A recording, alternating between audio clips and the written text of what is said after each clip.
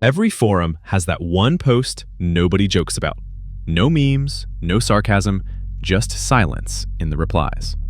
This is LurmoStories, and tonight we're reading the kind of stories people bookmark and never admit to opening. If you're still listening at the end, you're braver than most. A non-post. Not sure where else to put this. I'm a community college student, nothing fancy. Environmental science elective, the kind you take because it fills a requirement and gets you out of a lecture hall. Our instructor signed us up for a supervised field trip to a state forest a few hours north. Day trip. Bus there, walk some trails, collect samples, bus back. That was the pitch. There were 19 of us. I remember because the instructor made a joke about it being an awkward number for buddy systems. He had a clipboard and kept tapping it like a nervous habit. 2 TAs, both grad students, trying too hard to sound confident. Everyone else was just half awake and scrolling on their phones. The forest itself wasn't dramatic. No mountains, no cliffs, just dense trees, leaf litter, and that damp smell that sticks to your clothes. We parked near a ranger station and were told to stay on marked trails. Simple. First head count happened before we even started walking. 19. The instructor said it out loud. He always did, like it mattered that we heard the number. The routine settled in fast. Stop, look at a tree, write something down, move on. Someone complained about mosquitoes. Someone else asked how much longer. Normal stuff. About 40 minutes in, we reached a fork in the trail. One path was roped off with a faded sign about erosion. The other looped deeper into the forest. The instructor stopped us there and did another count. 19. One of the TAs laughed and said, "You're very serious about that." The instructor didn't smile. He checked the names on his list instead. We took the open trail. It narrowed, branches brushing our shoulders. The sounds changed. Fewer birds, more wind, but not enough to move the trees the way you'd expect. It felt like the forest was listening instead of moving. At the next stop, we were told to spread out but stay visible. I bent down to take notes near a fallen log. When I stood back up, the group looked tighter, like people had closed ranks without talking about it. Head count again. 19. Someone in the back said, "Didn't Kyle stay near the fork?" The instructor flipped pages on the clipboard. His finger paused. Kyle was still standing with us. That's when I noticed something small but wrong. The list on the clipboard had 20 names. No one said anything yet, but the instructor quietly scratched one out, his pen digging hard enough to tear the paper. We kept walking. The trail markers started appearing closer together, like reassurance. Blue paint on trees, some fresh, some peeling. At one point, I swear we passed the same broken branch twice, but the ground around it looked more worn the second time. Another stop. 19, the instructor said, voice tight. One of the TAs asked him, low, "Didn't we bring 20? He didn't answer. We heard footsteps behind us then, careful ones, not rushing, matching our pace. The instructor turned around fast, ready to snap at someone for lagging. There was no one there. He didn't call out. He just told us to close up and keep moving. His hand shook when he gripped the clipboard. I looked back anyway. For a second, I thought I saw a person between the trees. Same jacket as one of ours, same backpack, standing too still. When I blinked, it was just trunks and shadow. The instructor stopped again sooner than usual. Head count, he said. No one joked this time. 19, he repeated, but his eyes were on the forest, not us. And somewhere behind us, a branch snapped, slowly, like someone stepping down on it on purpose. We didn't turn around when the branch snapped. That was the unspoken rule that settled over us. Keep facing forward, keep the routine. The instructor picked up the pace. Not fast enough to call it panic, but enough that conversations died. Boots scuffed harder against dirt. Someone dropped a water bottle and didn't stop to get it. The trail curved and thinned until we were almost single file. Blue markers kept showing up, but now they were uneven. Some were smeared, like they'd been painted in a hurry. Others were layered over older marks in a different shade. One of the TAs whispered, "This isn't on the map." The instructor said, "Stay together." Another head count. He didn't say the number out loud this time. He just nodded to himself and motioned us onward. That's when people started noticing gaps. Not missing people, empty spaces. Like the group was shaped for more bodies than we had. When we stopped, everyone subtly shifted, closing in. When we walked, the line stretched too long. Someone near the front said, "Who's that behind me?" The reply came quick, "That's me." But the voice didn't sound sure. I checked over my shoulder again. I shouldn't have. There was a student I didn't recognize. Same age, same kind of clothes, neutral face. Walking with their heads slightly down, like they were trying not to draw attention. They looked unfinished. Details sliding off them if I didn't focus. When they noticed me looking, they smiled, just a little, like relief. I turned forward immediately. The instructor stopped so abruptly, people almost collided. He finally spoke loud enough for everyone to hear. "Okay, nobody move." Clipboard came out again. Pages flipped fast.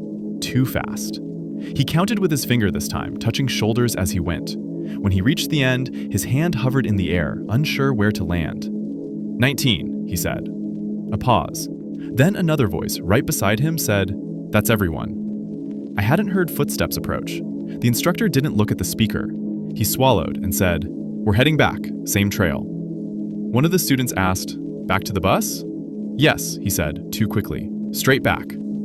We turned around as a group. No one wanted to be last, so we moved in a clump. The forest looked different facing the other way. The trail sloped slightly upward now, though it hadn't before. The blue markers were gone. In their place were red ones, fresh, wet-looking. Someone laughed nervously and said, "Those weren't here earlier, right?" The instructor didn't answer. He was counting under his breath as he walked. I heard it. 19, 19. Then, very quietly, "Don't add yourself." The voice wasn't his, and it wasn't coming from the forest anymore. Nobody reacted to the voice, not openly, but the group tightened again, shoulders brushing, like we were afraid space itself might count wrong. The instructor stopped walking. His lips moved, but he didn't say the number. He checked the clipboard one last time, then folded it shut like he didn't want to see it anymore. "We're doing this once," he said. "Final count. Don't move." He pointed at the front TA. She started counting us out loud, slow, careful, saying names where she could. When she reached me, she hesitated, looked past my shoulder, counted again. 19, she said. The silence after that felt heavy, like waiting for something to correct her. Nothing did. The instructor nodded once. "Okay, walk." We moved. No one spoke. The red markers led us downhill now. The ground flattened. The trees thinned just enough that light came through in straight, pale bars. I realized something then. The footsteps behind us were gone. Too gone.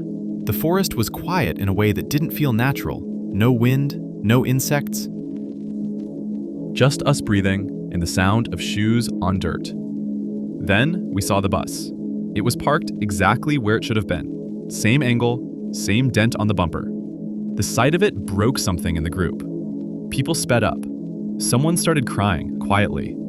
We reached the clearing. The instructor stopped us before anyone boarded. "One more," he said, his voice cracked, "just to be sure." He didn't use the clipboard. He counted faces, met eyes, pointed. When he finished, his hand dropped. 19, he said. Relief hit hard. People laughed, shaky and loud. Someone said, "That was messed up." Another said, "I'm never taking another outdoor class." We boarded the bus. I sat near the back. As everyone settled, the driver glanced in the mirror. "Group from the college?" he asked. "Yes," the instructor said. "All here." The driver nodded, then frowned slightly. "Funny," he said. "I thought you had an even 20. The instructor didn't respond. The bus started moving. As we pulled away, I looked out the window. At the edge of the trees, just past where the red markers ended, someone stood watching. Same jacket, same backpack. They raised a hand, not waving, counting. I didn't look back again. When we got back to campus, the instructor dismissed us without another word. The next week, the class was canceled. No explanation, no reschedule. A month later, I checked the course roster online. There were 19 names. One had a comment beside it. Dropped. Never attended. Confession, I guess. Writing this because it still doesn't make sense, and I can't talk about it with anyone who was actually there. I bought an electric scooter last spring. Nothing fancy, mostly to get to work faster and cut through the park near my apartment. The city had just rolled out a permit-only path along the river. Narrow asphalt strip, signs everywhere, fines listed in bold. You register online, get a digital permit number, and that's it. No physical tag, just something cops can pull up if they stop you. The first few weeks were normal. Early mornings, joggers, dog walkers, the smell of wet grass and trash cans baking in the sun. I stayed on the permitted path like I was supposed to. I didn't want trouble. That's when I started noticing the guy. He wasn't doing anything illegal. That was the strange part. Mid-40s maybe, baseball cap, faded green jacket, standing near the same bend in the path every time. Sometimes leaning on the railing by the river, sometimes sitting on a bench that faced the trail. Always watching riders go by. Not staring exactly, more like checking, then looking away. One morning, he raised a hand as I passed and said, "You're good." I slowed down, asked him what he meant. He smiled, casual, like we were neighbors. "Permit's valid, you're fine." I laughed it off and kept going, but my chest felt tight all the way to work. That night, I checked my registration email. Permit number still active. No alerts, nothing weird. A few days later, he stopped me. Not aggressively, just stepped closer to the edge of the path, so I had to brake. "You know they've been cracking down," he said, "especially on expired numbers." I told him I was registered. He nodded. "Yeah, 7K-19-A3, issued late March."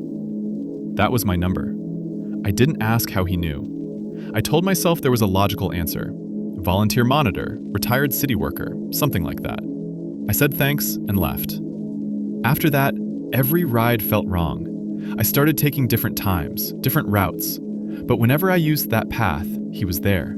Same spot, same calm voice. Once he said, "You renewed yet?" Once, "Careful today, they're flagging duplicates."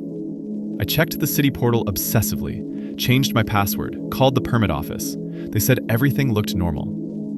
The last time I saw him, he wasn't by the river. He was waiting near the entrance sign, standing under it like it belonged to him. I slowed before he spoke. "You shouldn't be riding today," he said quietly. "Your number came up." I asked him what that meant. He looked past me, down the path, and said, "It means if you keep going, they'll think you're the one who doesn't belong." Then he stepped aside and smiled, like he'd just done me a favor. I didn't ride the scooter again for weeks. When I finally logged back into the permit site, my number was still active. But under usage history, there were rides logged every morning. Same path, same time. Always starting after I turned around. I thought it was a system error at first. Usage history didn't even exist before. Now it had dates, timestamps, GPS pings along the river path.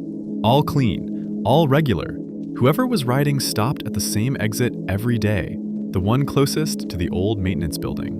I emailed the city, got an auto reply, called the next morning and sat on hold long enough to memorize the hold music.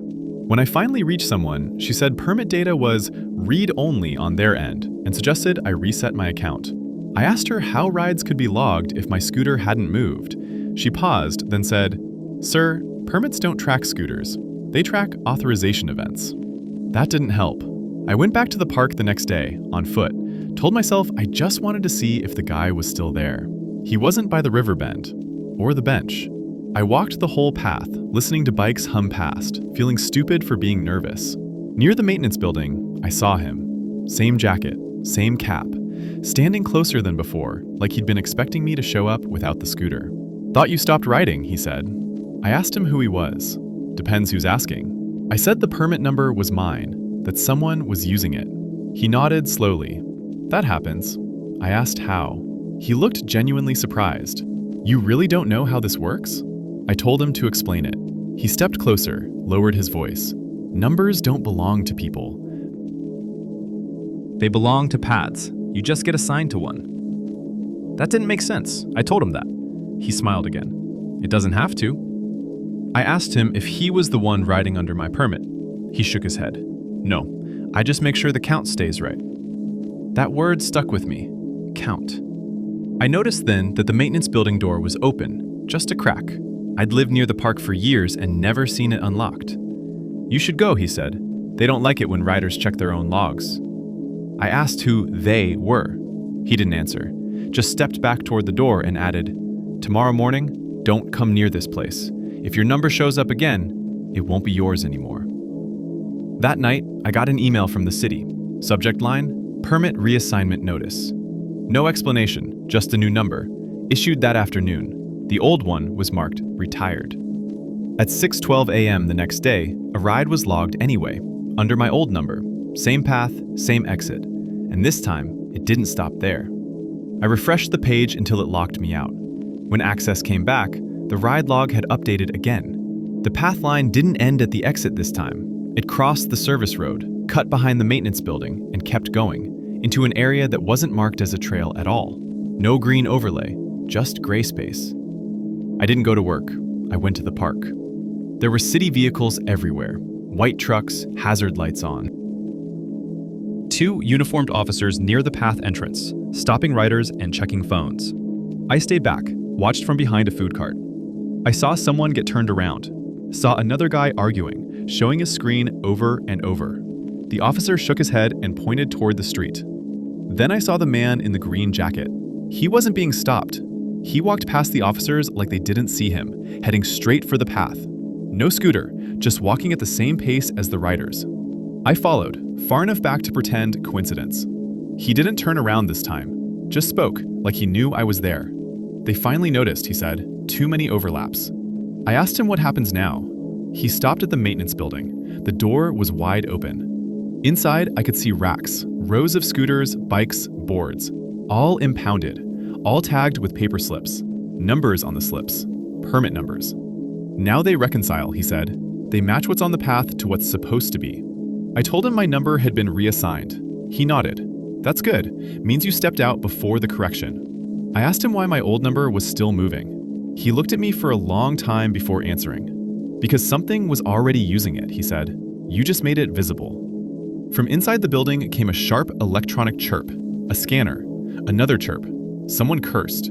The man backed away from the door. They'll fix it today, he said. Path will be clean again. I asked him what that meant for the rider still logged under my old permit. He adjusted his cap and finally looked nervous. It means there won't be 2 entries anymore.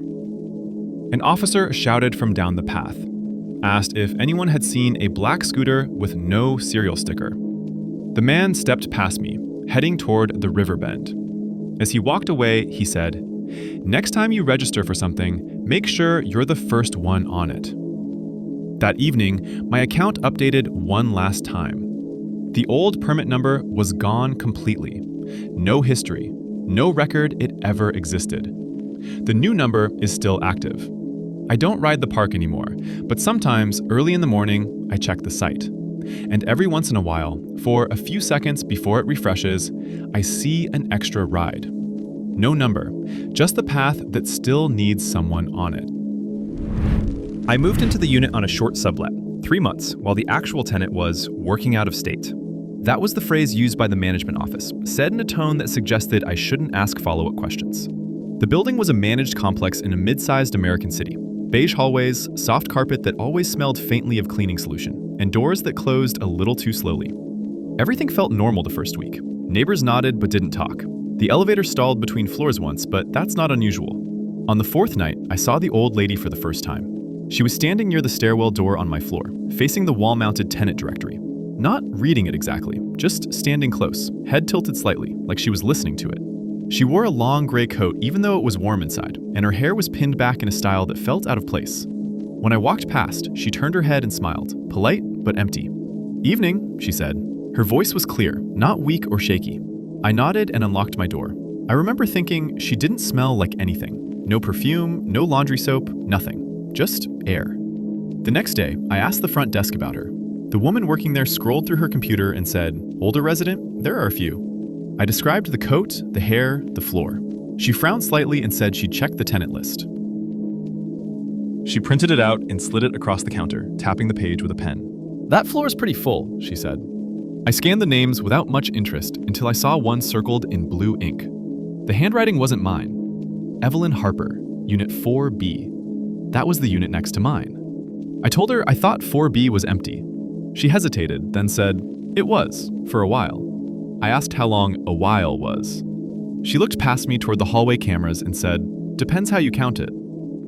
That night, the hallway felt different. Same lights, same carpet, but quieter in a way that wasn't just the absence of noise. My phone showed full signal, but nothing loaded unless I switched to cellular. The Wi-Fi network for the building kept dropping in and out, like it was being reset. Around 9:40 p.m., I heard movement outside. Not footsteps, more like the soft drag of fabric. I opened my door a crack. The old lady was there again, standing in front of 4B. Her key was already in the lock, but she wasn't turning it. She was waiting, hand resting on the knob, eyes fixed straight ahead. "You live next door," she said without looking at me. I said yes. "You're subletting," she added. I didn't answer. I hadn't told anyone that except the office. She finally turned her head. Up close, her face looked carefully arranged, like she was wearing the idea of an expression instead of a real one. "They keep losing track," she said. "Names, keys, dates. Happens every few years." I asked her what she meant. She smiled again. "You'll see it soon." She opened the door to 4B. The apartment beyond was dark, but not empty. I could hear something inside, low, steady breathing that didn't sound like it came from a person standing upright. The door closed before I could say anything else. The next morning, the tenant list outside the elevator had been updated. Fresh paper, clean plastic cover. I checked it out of curiosity. My name was on it. Not my real name, just my first name and unit number. No last name, same format as Evelyn Harper. I went straight to the office. Different employee this time, a guy with a tie that was too tight. He pulled up the system and frowned. "You're listed as a long-term resident," he said. "Moved in 8 years ago." I told him that was impossible. He nodded slowly, like he'd heard that before. "Then you should probably stop going into other people's apartments," he said, eyes flicking to the security monitor. I asked what he meant. He rotated the screen toward me. The footage showed the hallway outside 4B at 2:13 a.m. It showed me unlocking the door and stepping inside alone. I told him the footage was wrong. He didn't argue. He just printed something and slid it across the counter. It was a maintenance log, dates going back almost a decade. Repeated notes about Unit 4B, noise complaints, unauthorized access, tenant confused about lease status. Different names signed at the bottom, same handwriting. My name appeared 3 times. The earliest entry was dated 7 years before I moved to this city. I went back upstairs. The hallway camera above the elevator was gone, leaving a clean rectangle on the wall where it used to be. Someone had vacuumed the carpet recently. The lines were too neat, running straight toward my door and stopping there. 4B was open. Inside, the apartment looked staged, furniture arranged but unused, plastic still in a lampshade. A calendar on the wall flipped to the current month, every day crossed out except today. On the kitchen table sat a clipboard with tenant paperwork. At the top, Evelyn Harper, transfer approved. Below it, another page, same form, my first name, Unit 4B. I heard someone behind me and turned. The old lady stood in the doorway, coat buttoned, keys in hand. "They don't evict," she said. "They reassign." I asked her what happens to the people who get reassigned. She stepped aside and pointed down the hallway. At the far end, where the exit sign flickered, the corridor stretched longer than it should have. Doors lined the walls with familiar numbers, repeated again and again. "Some of us stay on the list," she said. "Some of us become part of it." The lights dimmed in sequence, starting near my apartment. She held out the keys. "You're late," she added, gently. By the time the office reopened the next morning, Unit 4B was marked occupied. My sublet paperwork was missing from the system. The tenant directory still lists Evelyn Harper. So does the one on my phone, right above my name. You've walked through a few of the web's darker corridors tonight. That was LurmoStories, but the building is much bigger than what you've seen. The next door you open might not close so easily.